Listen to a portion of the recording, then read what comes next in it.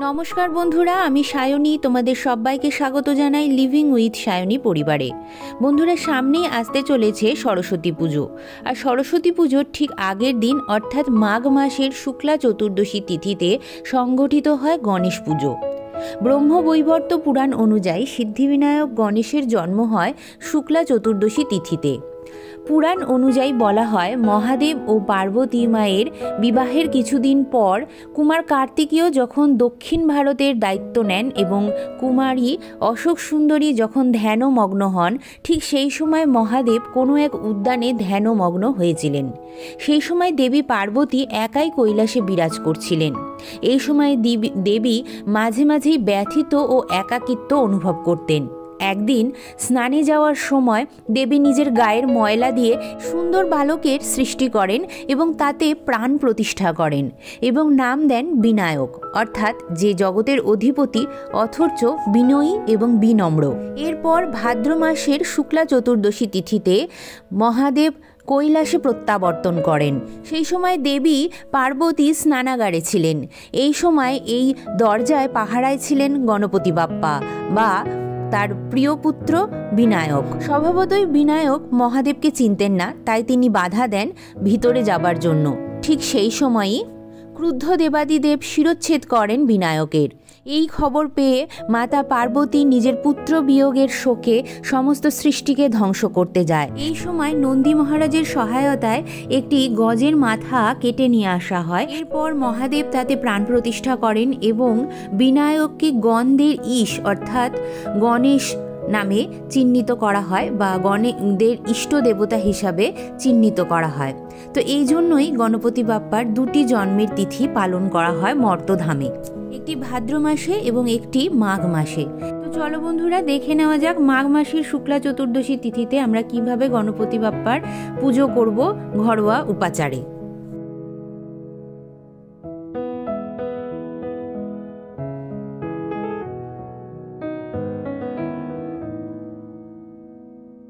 স্নান সেরে শুদ্ধ বস্ত্রে ঠাকুর মন্দিরে এসে প্রথমেই আচমন সেরে নেব। হাতে নেব একটু গঙ্গা জল। আর এবার আমি আচমন সেরে নেব, বলবো তদ বিষ্ণু পরমং পদম সদা পশ্যন্তি সুরয় দিবিব চক্ষুরাতম ওম বিষ্ণু ওম বিষ্ণু ওম বিষ্ণু। এরপরে হাতটা আবারও একবার গঙ্গা জল দিয়ে ধুয়ে নেব এবং মনে মনে বিষ্ণু স্মরণ করে নেব। বলবো অপবিত্র পবিত্র বা সর্বাবস্থাং গত পিবা যৎস্বরেত পুণ্ডরীকাক্ষ সবাহ্য অভ্যন্তর সূচি নমসূচি নমসূচি নমসূচি।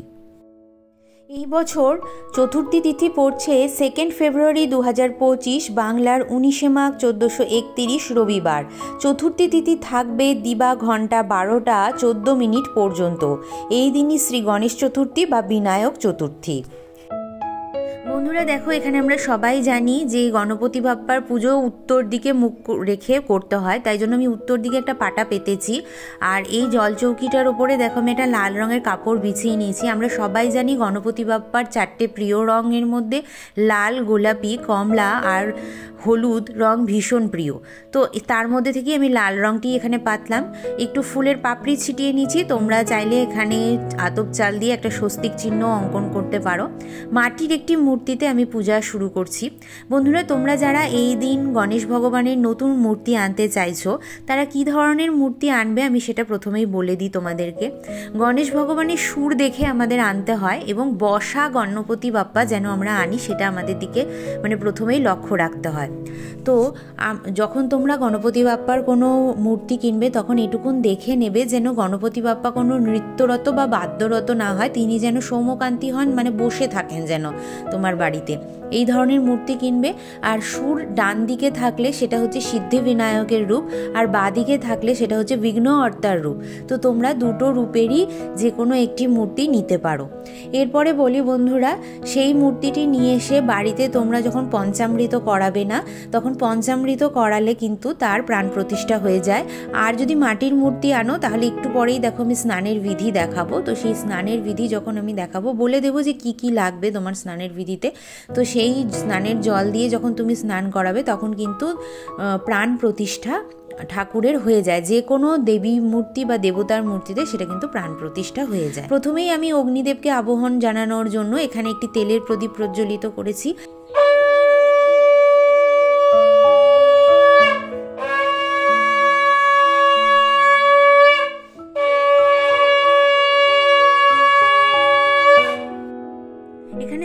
জলটি তৈরি করে নেব। আমি এখানে সাধারণ জল নিলাম, তোমরা চাইলে গঙ্গা জলও নিতে পারো। অঘরু আর গোলাপ জল এখানে আমি মিশিয়ে দিচ্ছি, আর তার মধ্যে নেব একটু লাল চন্দন। তোমরা যারা পিতল বা পাথরের মূর্তি নিচ্ছ তারা অবশ্যই দধি, দুগ্ধ, ঘৃত, মধু এবং শর্করা অবশ্যই নেবে। আর স্নানের জলে অবশ্যই দূর্বা এবং গোলাপের পাপড়ি দিয়ে দেবে, দিয়ে তারপরে বাপ্পাকে স্নান করাবে। কিন্তু মাটির মূর্তি যদি আনো তাহলে আমার মতন এই ধরনের পদ্ধতিতেই তোমাদেরকে স্নানের বিধি সম্পন্ন করাতে হবে। এরপরে সিঁদুর আর লাল চন্দন একসঙ্গে সংযোগ করে আমি বাপ্পাকে একটি সিঁদুরের তিলক পরিয়ে দিচ্ছি। সিঁদুর বাপ্পার ভীষণ প্রিয়। একটি অক্ষত বা গোটা আতপ চাল বাপ্পার এই টিপটার উপরে আমি লাগিয়ে দিলাম। এটা পড়ে গেলে পড়ে যেতে পারে, তাতে কোনো অসুবিধা নেই, কিন্তু তোমরা এই চালটা অবশ্যই বাপ্পার টিপের মধ্যে নিবেদন করবে। তো দেখো এখানে আমার তিলক বিধি সম্পন্ন হলো। একটি উপবৃত আমি বাপ্পার গলায় পরিয়ে দিচ্ছি। লাল চন্দন সহযোগে একটি মালা আমি বাপ্পার গলায় পরিয়ে দিচ্ছি। এই মালাটার মধ্যে অবশ্যই গোলাপ আছে, তাই দেখতেই পারো বাপ্পাকে কি সুন্দর লাগছে। এখানে দেখো 3টি দূর্বা আমি নিয়েছি। এই 3টি দূর্বাকে একটি দূর্বা দিয়ে আমি গাঁট বন্ধন করব।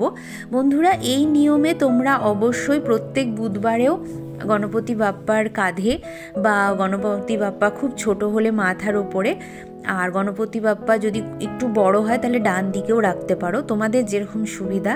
তো ডান কাঁধ, ডান দিক বা মাথার ওপরে এই দূর্বাটি নিবেদন করতে হয়, এবং প্রত্যেক বুধবারেও এটা করতে পারো বা বিশেষ বিশেষ দিনেও করতে পারো। এটা ভীষণই শুভ বলে মনে করা হয়। গণপতি বাপ্পার পুজোতে কিছু কিছু ফুল অবশ্যই দরকার হয়, যেমন একটি গোলাপি রঙের পদ্ম বা লাল পদ্ম যাকে বলে, সেটা আমাদের লাগবে। আর আমি আজকে অত্যন্তই সৌভাগ্যবতী যে আমি এটা পেয়েছি। আমার মা এগুলো সব জোগাড় করে এনে দিয়েছে আমাকে। লাগবে একটা গোলাপ ফুল এবং তার সঙ্গে কিছু লাল রঙের জবা ফুল।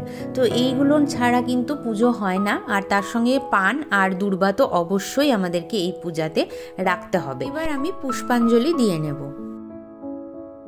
হাতে ফুল দূর্বা নিয়ে আমরা বলবো, সর্ববিঘ্ন বিনাশায় সর্বমঙ্গল হে তবে পার্বতী প্রিয় পুত্রায় গণেশায় নমো নমঃ।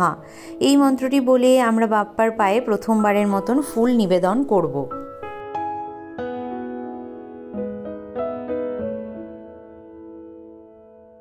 দ্বিতীয়বার ফুল হাতে নিয়ে বলবো, ওম একদন্ত মহাকায় লম্বোদর গজাননম বিঘ্ন বিনাশকরং দেবং হেরম্বম প্রণমামহম। ওম দেবেন্দ্র মৌলি মন্দার মকরন্দ কর্ণারুণা বিঘ্ন হেরন্তু হেরম্বম চরণাম্বুজম রে নব।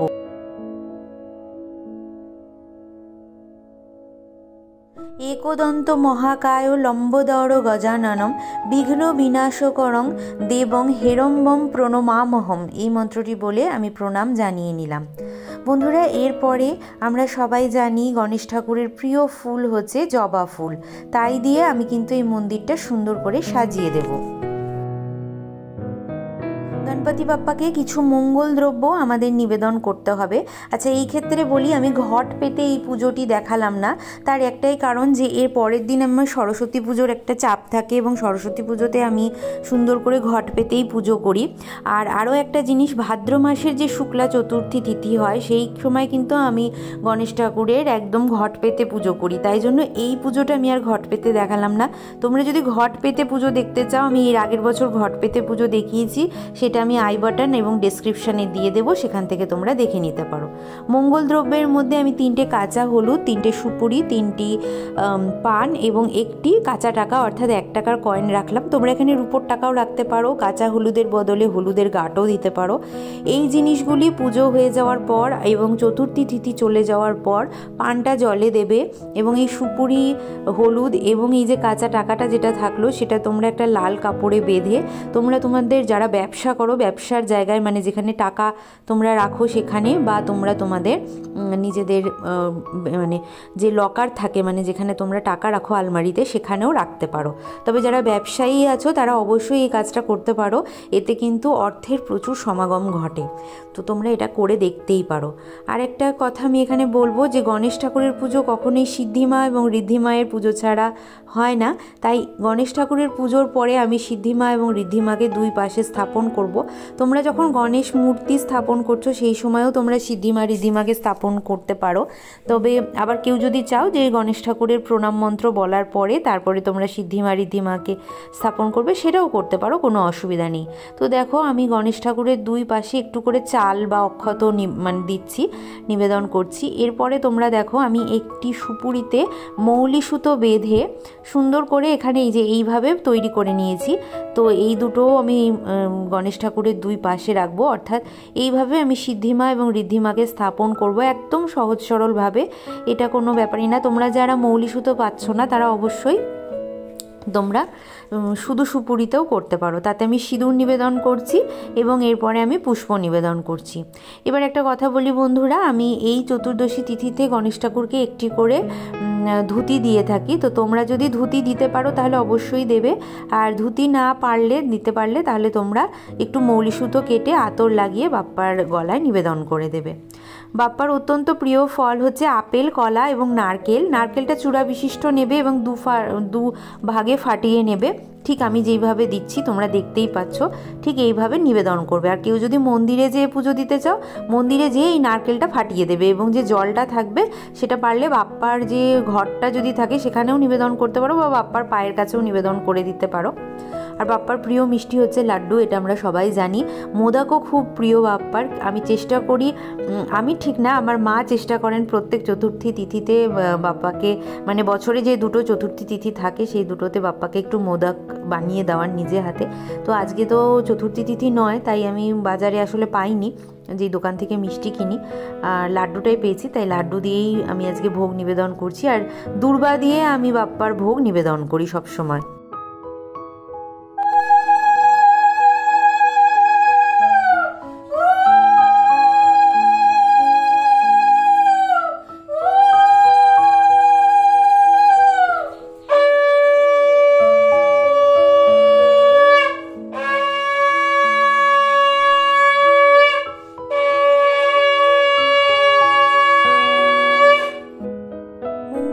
হয়ে যাওয়ার পর বন্ধুরা, তোমাদের যাদের জীবনে একটু বাধা বিপত্তি বেশি আসছে, তোমরা অবশ্যই বাপ্পার সামনে বসে ওং গাং গণপতয়ে নমঃ এই মন্ত্রটি 108 বার উচ্চারণ করতে পারো। এতে কিন্তু সমস্ত বিঘ্ন হরণ হয়ে যায়। তো চলো বন্ধুরা, আজকের মতন এখানেই শেষ করছি। দেখা হবে আবারও একটি সুন্দর কোনো পূজাবিধির সঙ্গে। ততক্ষণের জন্য তোমরা সবাই খুব ভালো থেকো, সুস্থ থেকো। গণপতি বাপ্পার আশীর্বাদ সদা সর্বদা তোমাদের গৃহে থাকুক, সদা সর্বদা তোমাদের ঘর সিদ্ধি বুদ্ধিতে ভরে থাকুক এবং তার সাথে সাথে তোমরা সর্বকাজে সিদ্ধি পাও, সর্ববিঘ্ন হরণ হোক তোমাদের। এই কামনা নিয়ে আজকের ভিডিওটি আমি এখানে শেষ করছি।